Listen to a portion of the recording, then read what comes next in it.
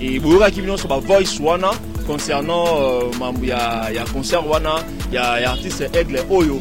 Ce qui m'a étonné est que Ferrego là serait parmi les gens Oyo ba luka que non pas bandakobeta ba concert gratuit juste dans le souci il y a quoi ça ceux qui Aigle sont déstabilisés artistes. Moi ça m'étonne. Pourquoi Mambo complot Oyo et Bimi Kaka Air Dynasty est fraîchement sur le marché? Posez-vous la question. Pourquoi Ebimi Kaka pendant que Dynasty volume 1 et Outi Kopima ils ont un succès grave? Pourquoi? C'est juste parce que on cherche à ternir l'image de l'artiste pour que bah quitter sa popularité et artiste et en même temps bah Lukape que bah tout le monde va saboter Dynasty volume 1. Parce que tout le monde sait très bien que cet album est suivi même par les Warriors. Tout le monde le sait bien. Moi, il faut auto-reporter parce que on a déjà qu'il va échouer à Akoton de sa stade à Akoton de sa moté. Parce que ce qui est noté 15 millions d'habitants à Kinshasa. Yokuna aussi par exemple 2 millions. Depuis que ça démarre dans la capacité de 2 millions, tu peux soit à 2 millions, à 1 million. Ou bien tu as fait 500 000 personnes dans le concert. On a 200 000. Est-ce que c'est vraiment une raison que l'on comment vous qui bête la c'était que non oh ni complot quand même que complot ça dans côté. Combien même que complot ça t'es. On a 15 millions à tête que non t'es la majorité bah ça ba tazawadi to ba tout moko ba lingara ba musique ba faire réunité. To longo li bango ata 9 millions. To longo li bango 9 millions. Les restants ba millions on a. Au moins que auto ni ça non ka soki oza musicien solo. Dynasty et la Aigle Tima Passi, Balobata Makongo, Tima Aigle et d'autres qui sont en place pour la succès. Avant mon aide à lire l'album et autres Kende, et ça la loi est passé pour mon aïe. Ah, ça l'a vraiment effacé ma côté dans la carte et mais enterré musicalement. Il y a des artistes de talent, mais qui fait rigoler à l'héritier. Est-ce qu'ils ont vraiment le temps? Pas ça la musique là moi qui côté mais les gars là à soit tout qui nous ça ba ça ba concert na niveau ba buja wana même na Bukano Loketo hein il a ça asko ibobina abi que l'artiste a Buka Loketo mais à comprendre dans ayoki koyemba ayoki pe ko bina comprendre que c'est plus un danseur et quand on avait l'habitude de vous dire que l'artiste c'est pas vraiment un chanteur c'est un danseur bah non dit ma bisoté yango siko ba comprendre mieux que l'artiste a sa danseur. Donc Maramalo Yembo, qu'il a fait Ferrego là. Mais malgré tout cela, il ne réagit pas. Malgré tout cela, il ne réagit pas. Mais depuis qu'on va dire que vous dites que non, vous ne qui pas faire maintenant, personne ne va pas nous.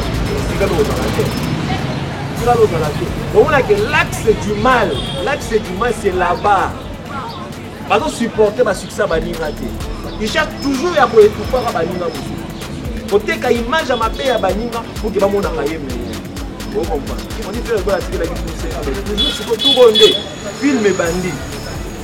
Donc aussi battu trop na ba monotonie, na ba autotune, na ba lokuta. Mais ce qu'on vérité na nous comme parce que tu reprises ba luka ote et que ça là qui pour voter une idée. Donc il faut avec nous kaka na musique. Kaka na musique. Prends ton temps. Et vous autres perdre ta dignité dans de femme.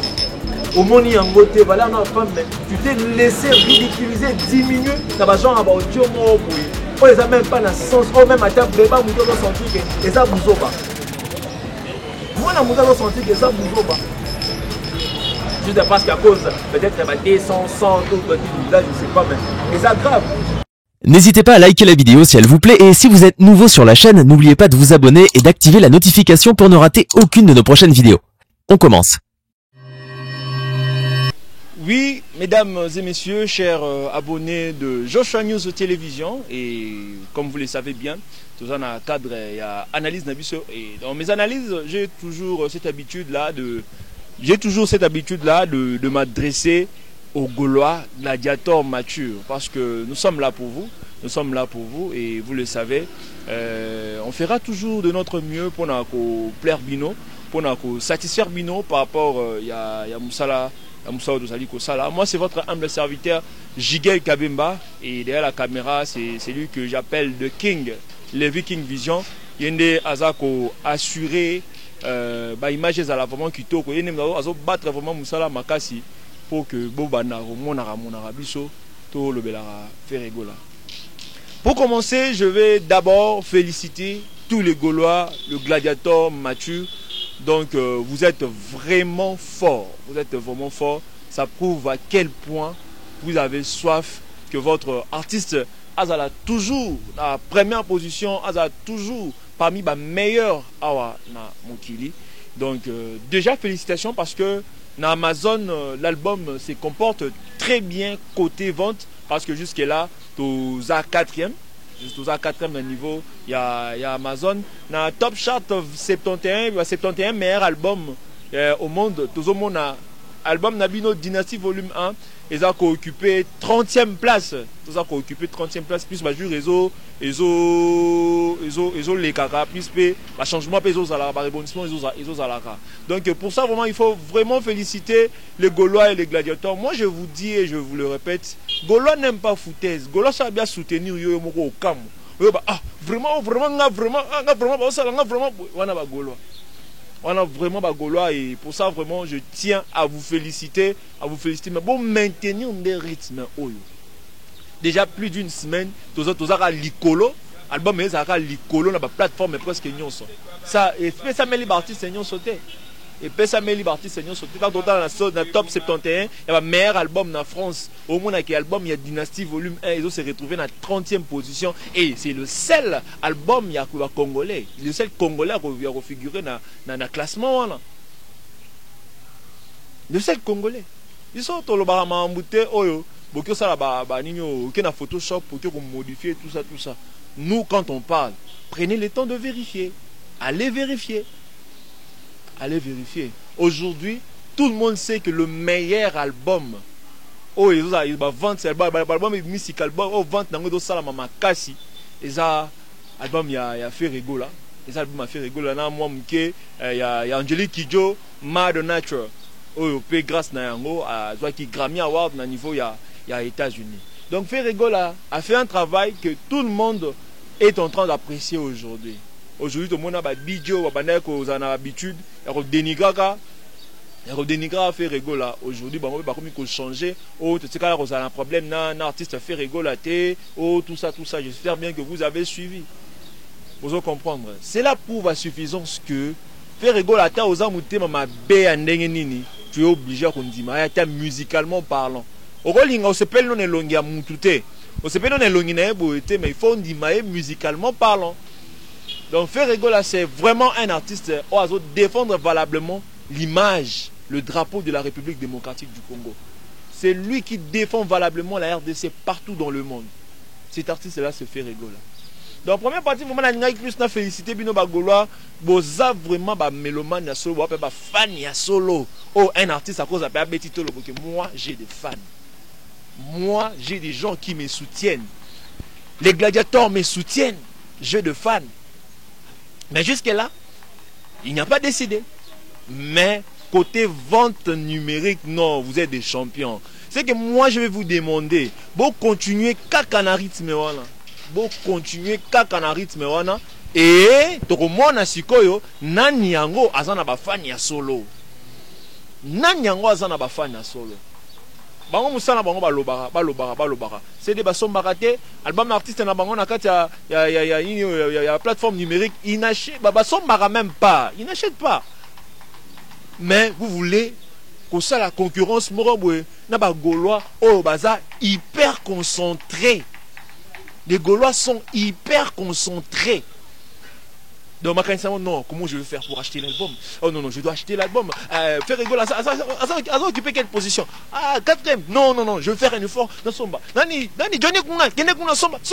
Ah, dormi la troisième. Ah, Isaka Mouké, Nara faire rigoler pour mes Mouké. Tout ça. On doit se mobiliser. Donc, pour ça, un grand. Donc, congratulations. Je vous félicite vraiment de tout cœur. Congratulations pour Nabino, vraiment félicitations. Mais, ça c'est une vérité. Parce que si on considérer que oh, c'est-à-dire que tu commis cet artiste n'a point oh, tu as espéré.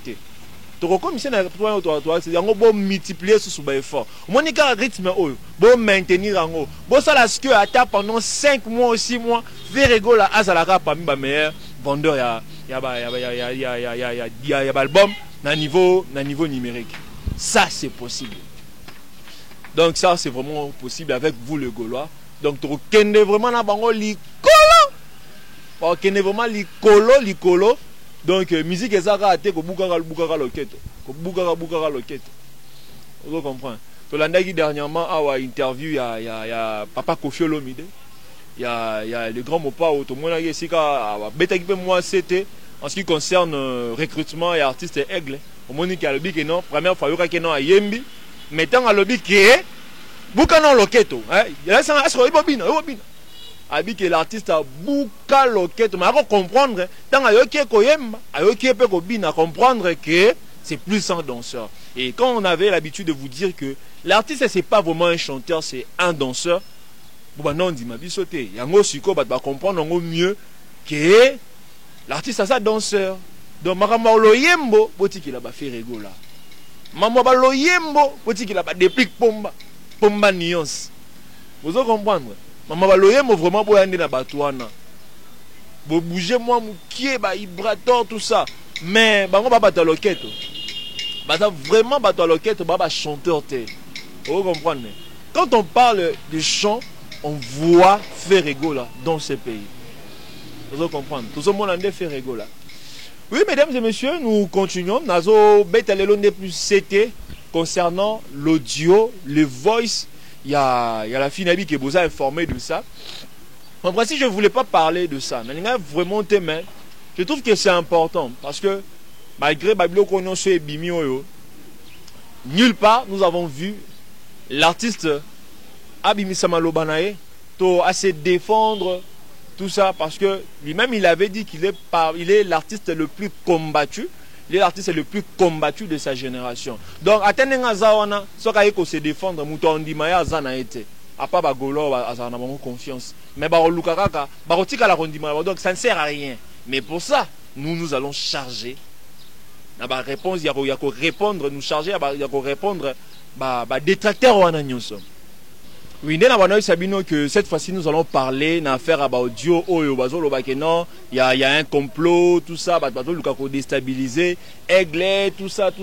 Et Boura qui sur ma voice wana concernant il y a concert wana, il y a artiste aigle Oyo. Ce qui m'a étonné est que Ferrego là serait parmi les gens Oyo ba luka que non pas concert gratuit juste dans les soucis, il y a quoi ça, ceux qui aiglent sont déstabilisés artistes. Moi ça m'étonne beaucoup parce que dans ceux qui s'est victimisé, dans le moment que tu es touché par le succès de ton ami, le succès de ton collègue musicien, c'est pas comme ça qu'on procède. Ça c'est une vérité.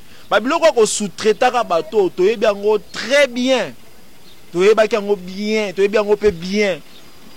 Que tu cherches vraiment à combattre l'artiste. Et en ce qui concerne Mahambo et Taliba, faut continuer juste pour déstabiliser l'artiste.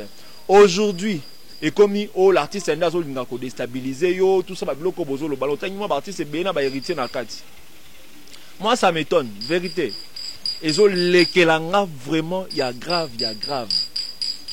Et pourtant, la date, Tchakipona. Ni annonce qui va même la sortie de l'album Dynasty.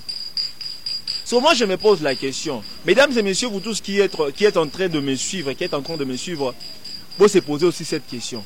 Pourquoi Mamwa Complot Oyo et Bimi Kaka Air Dynasty est fraîchement sur le marché? Posez-vous la question. Pourquoi Bimi Kaka pendant que Dynasty volume 1 et Outiko Bima ils ont un succès grave? Pourquoi? C'est juste parce que on cherche à ternir l'image de l'artiste pour que quitter sa popularité et artiste et en même temps loukape que Tunsus saboter Dynasty volume 1. Parce que tout le monde sait très bien que cet album est suivi même par les Warriors. Tout le monde le sait bien parce que la preuve est que même les Warriors a sorti album il y a Dynasty. Même les Warriors a sorti. Mais l'album est bimi. ba gens ya ba combat ya bongo yeko monana. Boye bisangai. Pourquoi l'artiste Aigle veut se victimiser jusqu'à ce point?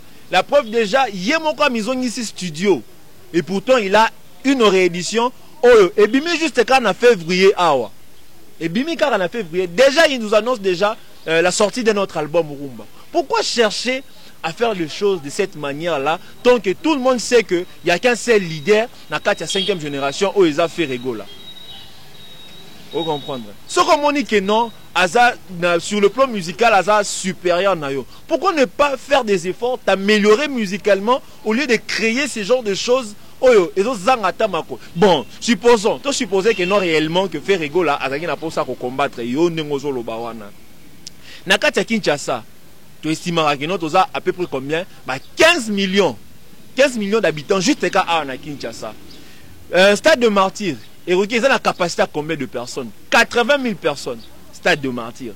Ils ont la capacité à 80 000 personnes. Yo obeta concerne le stade de Martyrs. Tu supposes qu'ils n'ont fait rigoler à banner au combattre. On ne zolo bawana. Parmi batouani ni ba voix ici zolo bawana. Fait rigoler à Azui par exemple Fikin. Azui par exemple il était à combattre chez Fikin. Il y a Ophélie. Nani artiste amsou basu il se passe moussous basu yango yo Ophélie. Yebi sangai. Toi tu penses qu'il y a 15 millions? Il y a des habitants à Kinshasa, bango nyonso ba okende car est pas ferré. Toi ba okende pas héritier. Toi tu le penses vraiment? Toi tu le penses? Si tu étais vraiment un grand artiste, Olinga kuto peki, ça va bloquer kuto Olinga ke bimate. Vérité, s'il était vraiment un grand artiste comme ba yebi sarabi songo tout le temps, to lima ki était mamaboyoka ko bima. Donc tu sens déjà que os a voué à l'échec. Parce que façon moi déjà bandi boy. Boroyoka que non, l'album, le concert, tu vois, moi, il faut auto-reporter parce que, à ce moment, on a déjà qu'il va échouer à Koton de sa stade douanate. À Koton de sa yangote. Parce que, ce que tu non, 15 millions d'habitants à Kinshasa. Yokuna aussi, par exemple, 2 millions. Tu dis que ça de matière en capacité 2 millions. Tu peux soit à 2 millions, tu as 1 million. Ou bien tu as fait 500 000 personnes dans le concert. Ou tu as 200 000. Est-ce que c'est vraiment une raison que l'on comment au Kiko bête la c'était que non oh ni complot quand même que complot ça n'angote combien même que complot ça on a 15 millions à tête au bic que non la majorité basa na ba zawadi to ba tout moko ba linga ba musique ba faire renité to longo li bango ata 9 millions to longo li bango 9 millions les restants ba millions on a au moins que autant dit ça non ka soki aux musiciens solo. Si vous êtes musicien, vous avez vraiment le retour de Sanayo. Si vous êtes musicien, c'est parce que vous avez un autotune. Vous avez un autotune. Vous comprenez? Vous avez un autotune. Si vous êtes musicien, vous avez un comment se miper ça? Au retour de Sanayo. Dynastie et ça la aigle team basi balobata ba kongo team et autres team ya aigle les autres team ça mama kasi pour la succès dynastie azo mona ide allure album les autres kende et ça la lokwa effacer kombo na ye asa la vraiment effacer ba côté na kati ya audience et mais enterré musicalement il y a des artistes de talent mais qui fait rigoler les héritiers est-ce qu'ils ont vraiment le temps passer la musique là-bas qui est au côté. Et rigole à soit tant que nous avons ba concert na niveau ba buja wana même na ba bijon aya na ikakate na ça la complot là. Il n'a pas ce temps là. Il n'a pas ce temps là. La belle voix africaine, ça la temps on a té. Ça la temps on a té. Nous quel homme mon fils vraiment montage wana ma B et puis diminuer bino. Et diminuer bino ma casse. Donc faire rigoler les victimes de son succès, on peut le dire, faire rigoler les victimes de son succès. Il y a un moment, cet homme c'est un prophète. J'ai choisi l'Asie, j'ai choisi de vivre sur scène, victime de mon succès. Sing again, sing again, sing again. J'attends comme un gun dans mon cerveau. Sing again, j'ai choisi l'Asie. Je choisis de vivre sur scène, victime de mon succès. Montage Joana Nyonso. Vous comprenez? Et ça, pourquoi? Parce que ça victime de succès. Donc, avant qu'il n'y ait pas de parce que succès a fait rigoler les autres soit battus. Succès a fait rigoler les autres soit battus. Et la zola la terre. Bon, voyons que c'est là qu'on vous juste pour ternir l'image de l'artiste. Juste pour combattre le succès, il y a Dynastie volume 1. Voilà ce qu'on a noté, il était.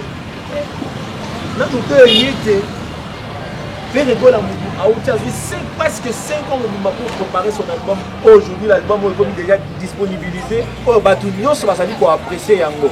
Donc, à vous l'été, il faut c'est la bango boyer. Bon, il faut boyer. À penser le moment à bien que pour Bagolo, justement, après Gatanaye, quand la peau n'a pas combattu, on a dit, hey, ah, papa, vous avez maman ça là, oh, vous avez maman.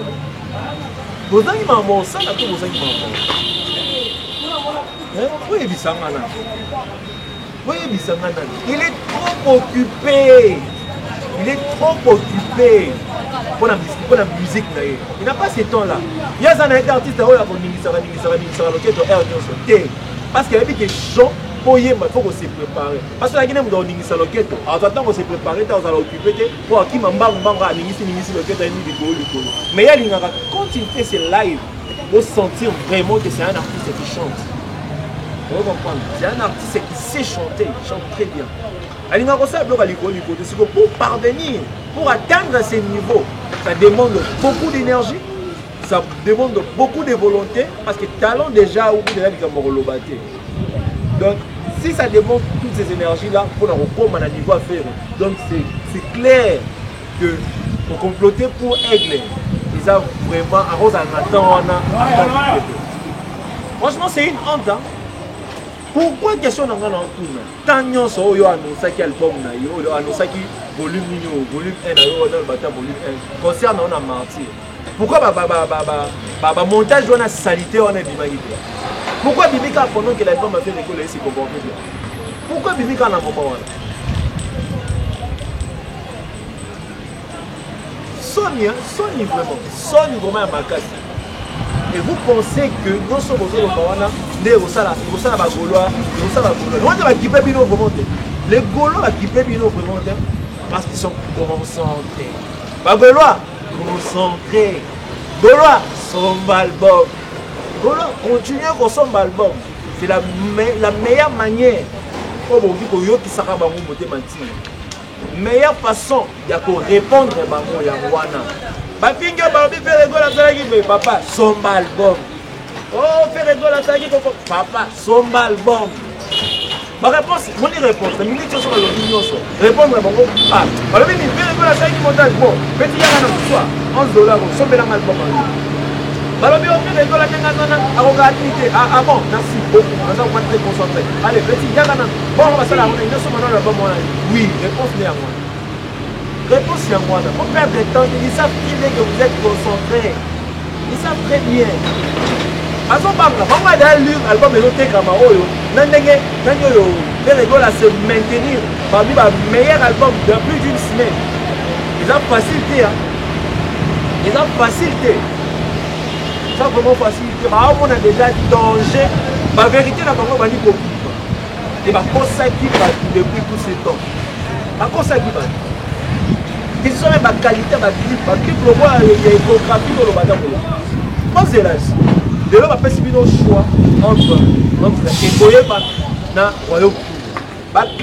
Si il y a un peu de Royaume Congo, déjà, ils ont ça là, vertige. Je sais que tant au clip, on a un compliment. Boyo qui s'en va, on se monter ma page, ma million de millions et de oh, peut-être que va comploter pour donner des concerts dans la concert Nini. Papa, vous avez déjà pour réussir à monter, comment créer. Parce que tu n'as pas déjà pour ça. Tu as dit ça pour qu'on repart à battre tout ça, il faut pas au côté. Pour avec un CD, il y a une poste. Oh, et tu as dit 20 CD, et tu as dit 15 CD. Vous avez dit réunion, mon famille, on peut se laisser pour si les lots. Va disque d'os. On a resté pour moi en pièce. Ce n'est pas un Congolais. Ce n'est pas un Congolais. Je m'appelle ça toujours dans le bateau. Je m'appelle ça toujours dans le bateau. Je comprends. Mesdames et messieurs, chers Gaulois, restez concentrés comme je l'habitude de vous le dire. Restez concentrés pour répondre à Babilo Kaboïté. La seule réponse au Bokopé Sabango na Baïjur, na Babilo Kognon, c'est pour diminuer l'artiste. Somba album. Affinio, ok, merci. Allez, Somba album. Somba album, Somba album, on a dit que Ferrigo, c'est le meilleur artiste du moment. C'est lui le meilleur artiste du moment. Vous comprenez? Na ba montage na bango mal ficelé wana ba laisser ni le ba chroniqueur ba bili to ba dénoncer ba biloko ba na ko sala contre Ferrigo ba biloko nyonso ba na ko comparer contre lui, mais malgré tout cela il ne réagit pas. Mais depuis au bande que vous qui noté mutu boza qui pas faire mais maintenant pèse beaucoup nous c'est galo za la on a que l'axe du mal c'est là-bas. Pas supporter ma succès à Baninga. Il cherche toujours à étouffer à Baninga. Côté quand image à ma paix à Baninga pour que mon arraillé meilleur. Vous comprenez? On y fait la tigre la guide avec toujours ce que tout rondé. Film et bandit. Donc aussi battu trop. N'a pas monotonie, n'a pas autotune, n'a pas l'okuta. Mais ce qu'on a vérité n'a mieux comme vous. Parce que tu as reprisé ma loukaote avec la salle qui peut voter une idée. Tu as reprisé la vérité nous caca la musique.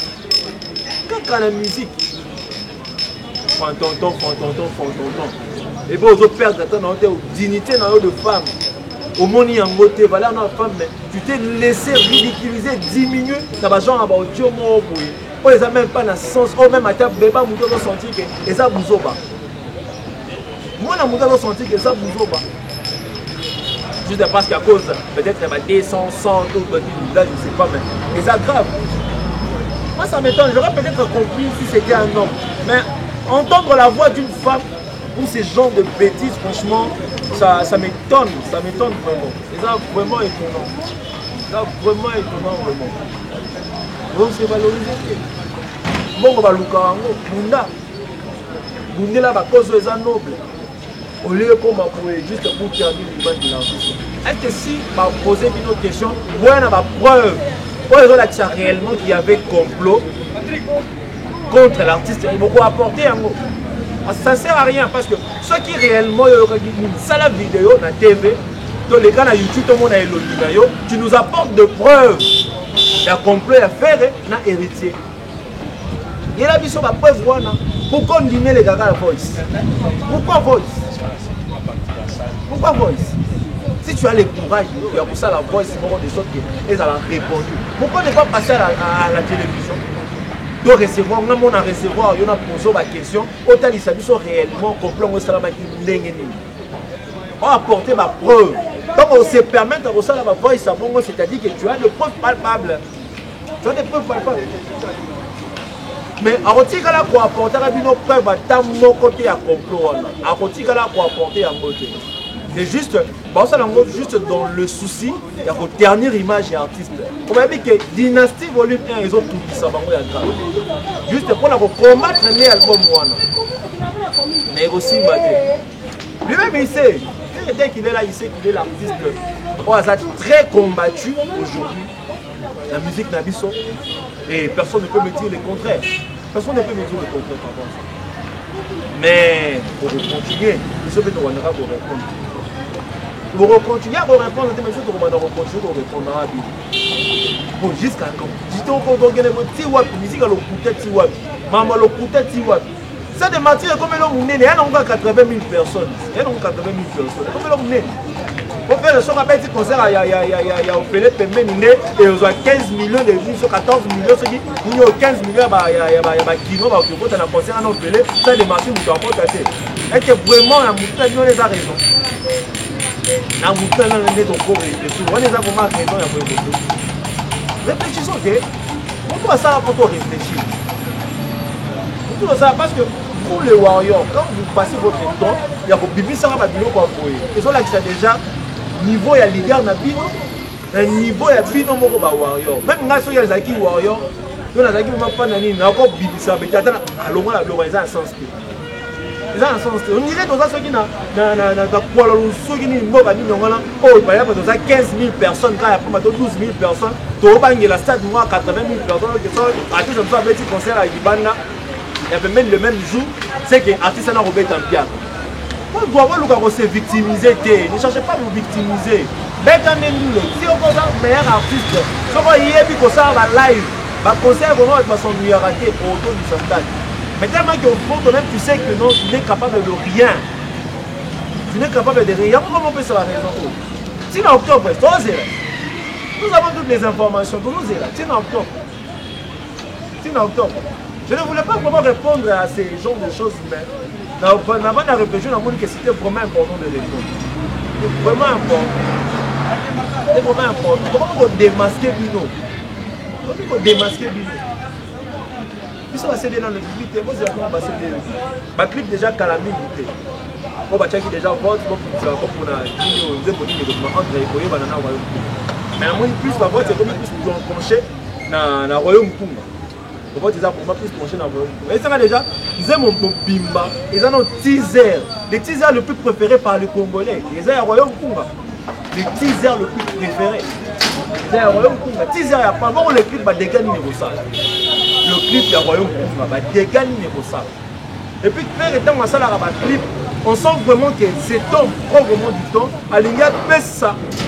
Dans les mélomanes, dans les Congolais, les clips il y a qualité. Les clips à qualité, ils ont la fouine qui va ça la Kins, qui va ça la public français va profiter à côté. Puis ils vont profiter dans les clips il y a solo, il y a si c'est Congolais le va faire. Faire déjà comprenez en comprenez en moment là ça porter là les clips vraiment il y a qualité. Vous comprenez? Gauloise, Totika la concentré, Totika la vraiment concentré, Bolanda moi ça s'est passé. Et moi quand je fais mes émissions, je le dis et je le répète, je m'adresse très souvent aux Gaulois et gladiateurs matures. Boza Mathieu et le Mathieu peuvent facilement comprendre que et l'autre il va ça dans les soucis, il y a Robundisa, Diamant bon dans ma peau. Parce que la minute Dynastie volume 1 et ça diamant. En même temps ça s'appelle Maki.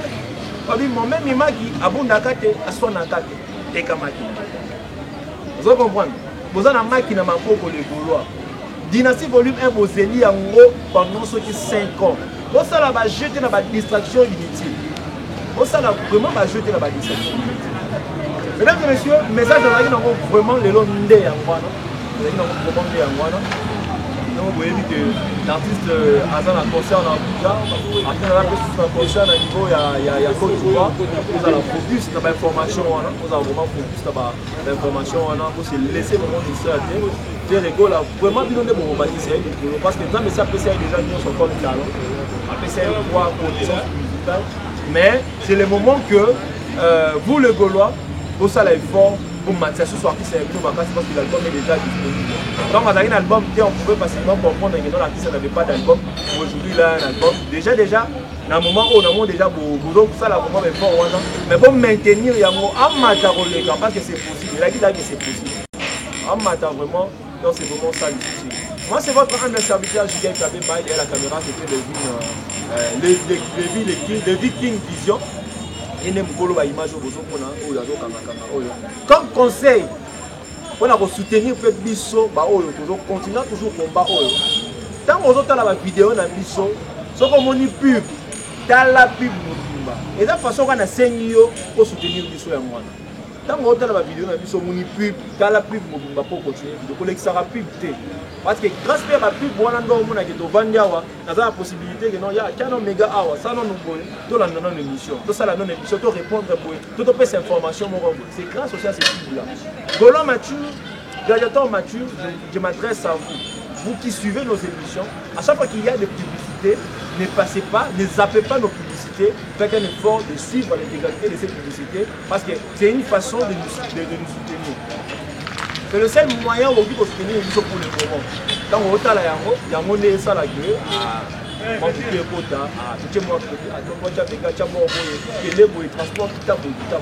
c'est un peu ça.